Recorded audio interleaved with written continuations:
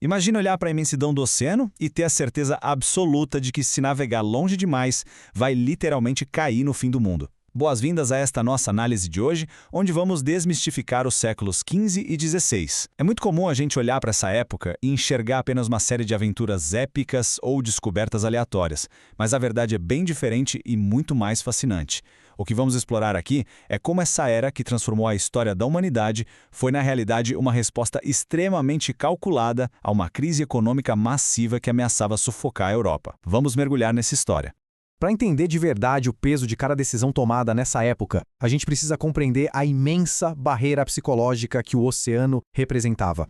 Tem uma citação do historiador John Hale que bate exatamente nessa tecla. Ele diz que o alto mar era para o pessoal do século XV o que o espaço sideral é para os astronautas de hoje. A grande diferença, claro, é que os marinheiros não tinham trajes modernos, não tinham contato via rádio, sabiam muito menos para onde estavam indo e tinham pouquíssimas esperanças de voltar vivos. O Atlântico era frequentemente chamado de Mar Verde das Trevas. Não era um caminho, era uma fronteira letal. O medo era real, tangível e validado por todo mundo na época.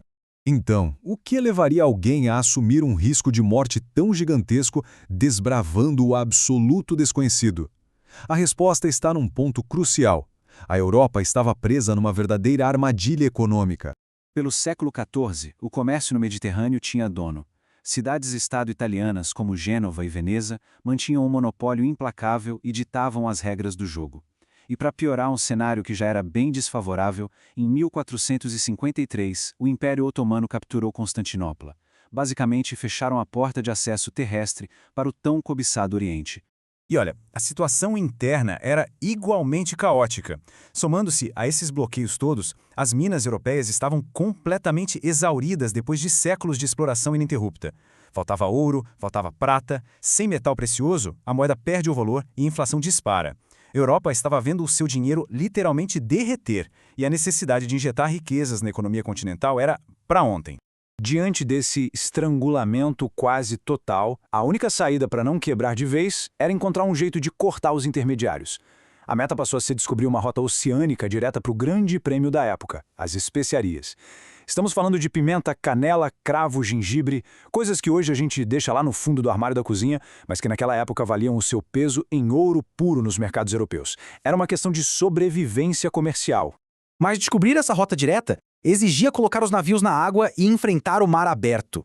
E isso significava bater de frente com os mitos sombrios e enraizados sobre o Mar Verde das Trevas. A imaginação medieval era o terreno perfeito para o terror absoluto. As pessoas acreditavam piamente que o mar estava cheio de ciclopes, monstros marinhos imensos que engoliam frotas inteiras como se fossem brinquedos, e até terras habitadas por homens sem cabeça, com os rostos desenhados no próprio peito. Tudo isso supostamente aguardava no horizonte para destruir qualquer um que ousasse se afastar da segurança da costa. O que virou a chave e permitiu superar toda essa fobia não foi só a coragem cega, mas sim a ciência do renascimento. Instrumentos inovadores foram os verdadeiros heróis aqui. A bússola, inventada na China, garantiu a direção correta nos mares, enquanto o astrolábio foi adaptado para calcular com precisão a localização da frota usando a posição das estrelas. Com isso, aquele medo paralisante deu lugar a uma navegação metodicamente calculada. E a primeira nação a unir essa nova ciência com a extrema necessidade econômica de expansão foi Portugal. Foi uma arrancada perfeitamente calculada. O Estado português tinha um cenário perfeito. Eles alcançaram uma centralização política super cedo graças à Revolução de Avis, o que juntou a ambição dos comerciantes ricos com o poder e o financiamento da coroa. E sob a liderança do infante Dom Henrique, eles criaram a famosa Escola de Sagres. Para colocar em perspectiva, era como se fosse o Vale do Silício do século XV para a pesquisa marítima, reunindo num só lugar os melhores cartógrafos, especialistas e construtores de navios. Isso quer dizer que não foi uma corrida caótica, mas uma maratona extremamente metódica. O chamado Périplo Africano envolveu mapear toda a costa oeste da África, passo a passo, descendo mais ao sul a cada expedição. O grande clímax desse esforço incansável aconteceu quando Bartolomeu Dias finalmente contornou o assustador Cabo das Tormentas, em 1488. E logo em seguida, numa jornada de tirar o fôlego, Vasco da Gama chegou à Índia em 1498. Os navios voltaram a Portugal com lucros que passavam da casa dos 6.000%. Um sucesso estrondoso. Com o caminho para as riquezas do Oriente finalmente descoberto e funcionando, Portugal não perdeu tempo e tratou de garantir a sua supremacia, o que nos leva diretamente à chegada ao Brasil.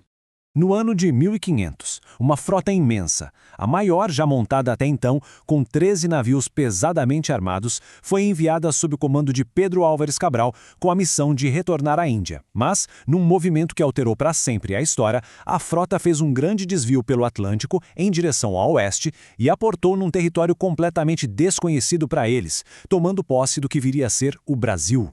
O escrivão da frota, Pero Vaz de Caminha, mandou uma carta relatando tudo, e as palavras dele são reveladoras. Logo de cara, ele já avisa que não encontrou nenhum metal precioso de imediato, mas ele não descarta a terra de jeito nenhum. A exuberância do lugar era tanta que ele sugere que o melhor fruto a ser tirado dali seria expandir a fé católica entre as vastas populações nativas. Era ali, naquele instante, o embrião de todo o processo de colonização que estava por vir.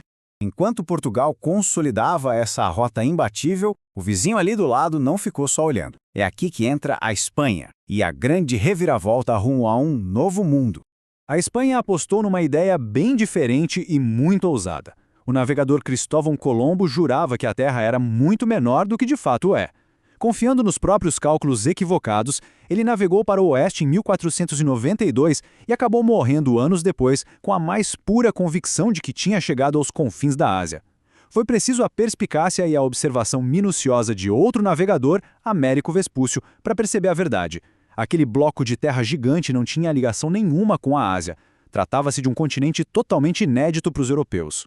O impacto dessa constatação foi simplesmente incalculável. De repente, a humanidade teve que rasgar os mapas antigos e desenhar o planeta do zero. Inspirado pelos relatos do Vespúcio, o cartógrafo alemão Martin Waldseemüller publicou este mapa revolucionário aí em 1507. Pela primeira vez na história, aquele continente separado ganhou um contorno oficial no papel e foi batizado de América, uma homenagem perene ao homem que entendeu o que estava vendo. Américo Vespúcio.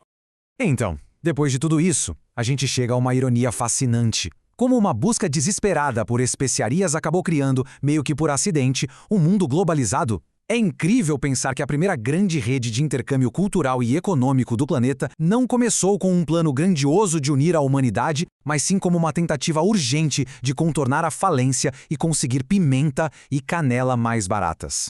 As coroas europeias, tentando se salvar de uma crise local no Mediterrâneo, acabaram dando o maior salto rumo ao desconhecido já documentado, mudando para sempre as civilizações dos dois lados do oceano, o que nos deixa com uma pulga atrás da orelha. Se olharmos para as atuais crises financeiras, tecnológicas e climáticas de hoje, que pressões do nosso tempo poderão nos forçar, mais uma vez, a dar o próximo grande salto definitivo em direção ao desconhecido?